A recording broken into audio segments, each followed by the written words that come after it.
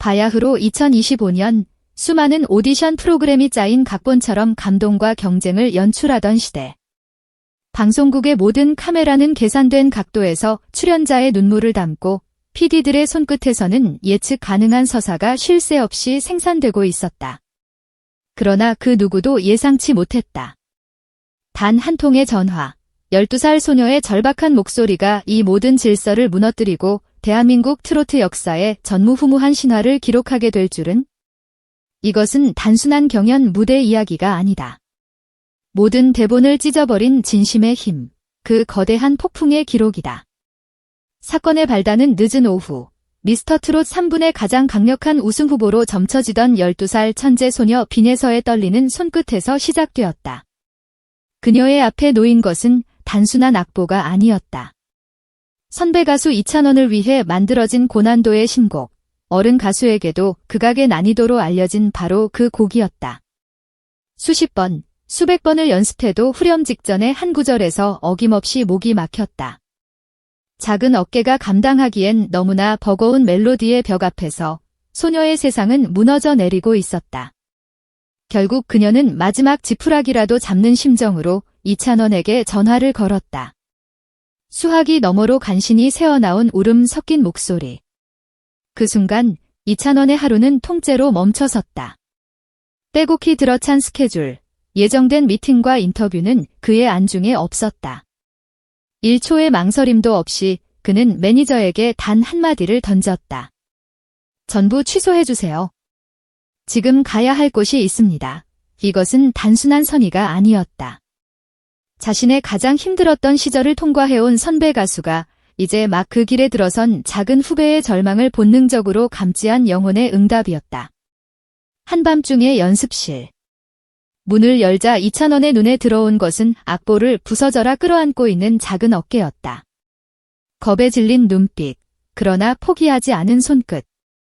이찬원은 기술을 가르치기 전에 소녀의 눈높이로 허리를 숙였다. 나도 그랬어. 마이크가 세상에서 제일 무서웠던 날이 있었어. 그는 자신의 가장 아픈 기억을 꺼내 방패를 만들어 주었다. 불안과 공포로 얼어붙었던 소녀의 마음에 비로소 작은 온기가 돌기 시작했다.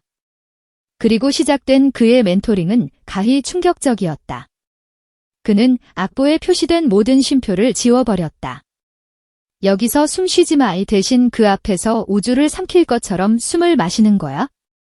가슴이 아니라 등에 공기를 가독 소리를 위로 던지지 말고 사선으로 밀어넣는 법. 모음을 길게 설계해 감정의 길을 트는 법, 그것은 노래 기술을 넘어선 소리의 물리학이자 감정의 건축학이었다. 하지만 진짜 기적은 다른 곳에서 터져나왔다. 빈에서가 번번이 무너지던 바로 그 한 줄 앞에서 이찬원은 노래를 멈추고 물었다. 여기서 누가 생각나? 그 질문은 굳게 닫혔던 감정의 댐을 터뜨리는 열쇠였다. 멀리 계신 가족, 홀로 견뎌야 했던 새벽의 외로움. 소녀의 눈에서 뜨거운 눈물이 터져나왔다. 이찬원은 다그치지 않았다. 대신 피아노 앞에 앉아 그 구절을 울음보다 느린 속도로 마치 말하듯이 불러주었다. 노래는 마음보다 빨리 걸으면 안 돼. 마음이 따라올 때까지 기다려주는 거야. 그렇게 몇 시간의 사투가 끝났을 때 이찬원은 마지막 비기를 전수했다. 그것은 바로 3가지 약속이었다. 첫째, 첫 소절 전 0.7초의 정적을 지킬 것. 둘째, 후렴 직전 숨을 몰아쉬지 말 것. 셋째, 마지막 음에서 절대 욕심내지 말 것. 이 3가지 약속은 훗날 0.7초의 기적이라 불리며 전설이 된다.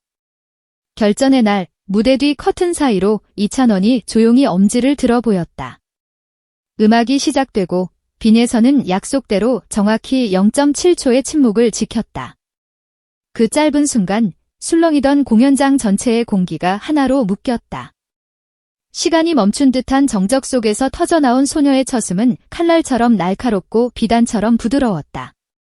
마의 구간이었던 후렴 직전, 그녀는 숨을 참는 대신 온몸으로 소리를 밀어냈고 마지막 음은 욕심 없이 담백하게 마침표를 찍었다. 결과는 대폭발이었다.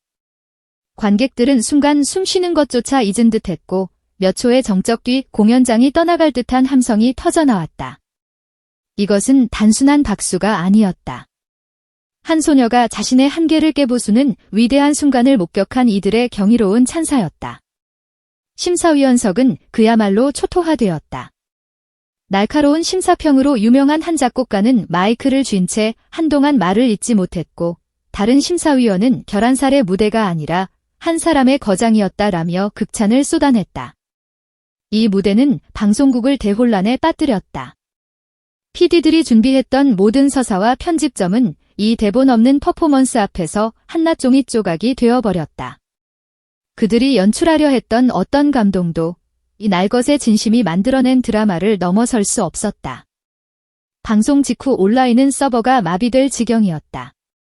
0.7초의 기적이라는 해시태그가 실시간 트렌드를 장악했고, 누리꾼들은 빈에서의 무대와 이찬원의 멘토링 비화를 분석한 영상을 밤새도록 퍼다 날랐다. 이 사건은 단순한 해프닝으로 끝나지 않았다. 미스터트롯 3분 제작진은 긴급회의 끝에 이찬원과 빈에서의 사례를 본보기 삼아 멘토링 데이를 공식 편성하기로 결정했다. 경쟁과 순위 매기기에만 몰두했던 오디션 프로그램의 패러다임을 성장과 동행으로 바꾸는 혁명적인 결정이었다.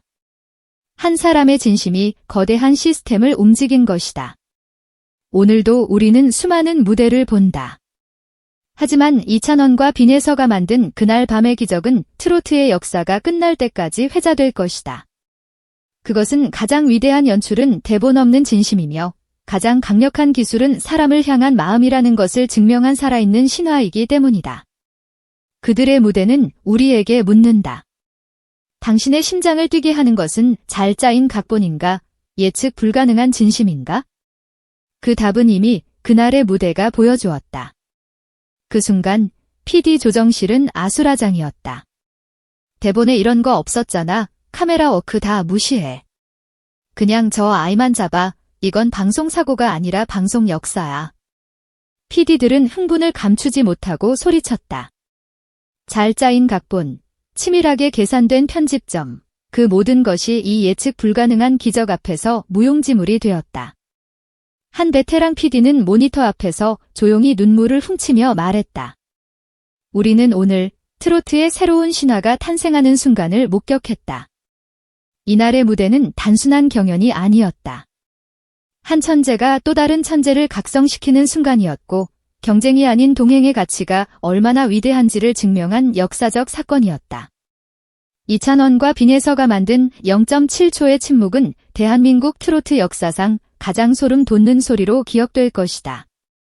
대본에 없었기에 더욱 완벽했고, 계산되지 않았기에 더욱 감동적이었던 이들의 무대는 앞으로 우리가 들어야 할 트로트의 미래가 어떤 모습이어야 하는지를 보여준 가장 강렬한 증거였다. 전설은 바로 이렇게 예고 없이 시작된다.